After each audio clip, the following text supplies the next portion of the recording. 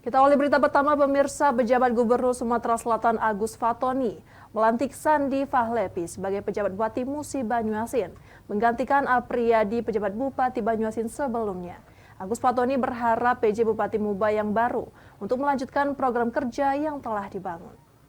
Sekarang juga penting sekali untuk disadari sesuai surat keputusan Menteri Dalam Negeri tentang pemberhentian dan pengangkatan pejabat Bupati Musi Banyuasin Provinsi Sumatera Selatan tertanggal 19 April 2024 menetapkan Sandi Fahlevi sebagai pejabat Bupati Musi Banyuasin menggantikan Apriyadi pejabat Bupati Musi Banyuasin sebelumnya. Berdasar surat keputusan Kementerian Dalam Negeri tersebut, PJ Gubernur Sumatera Selatan Agus Fatoni melantik sumpah jabatan Sandi Fahlevi yang sebelumnya menjabat Kepala Biro Umum dan Perlengkapan Setda Provinsi Sumatera Selatan sebagai pejabat Bupati Musi Banyuasin yang baru menggantikan posisi Apriyadi di Istana Gubernur Sumatera Selatan Gria Agung Palembang.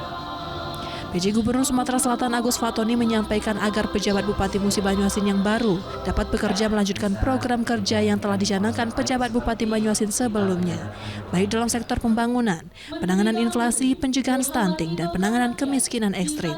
Agus Fatoni menginstruksikan agar pejabat Bupati Musi Banyuasin tetap menjaga iklim yang kondusif dan mempersiapkan untuk turut serta mensukseskan pelaksanaan pemilu kepala daerah serentak 27 November 2024 mendatang. Ini telah terjadi pergantian, tentu pemerintah itu berkesinambungan, pemerintah itu berkelanjutan. Pesan saya tadi kepada PJ Bupati yang baru agar melanjutkan capaian, melanjutkan kinerja yang sudah ada dan tetap menjaga iklim kondusif.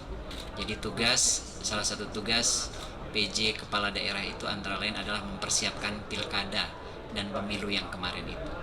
Tentunya kita akan masuk ke Banyuasin dengan memperbaiki apa yang sudah dibuat Pak Apriyadi selama ini sangat baik. Kita akan lanjutkan yang terutama penanganan inflasi, penurunan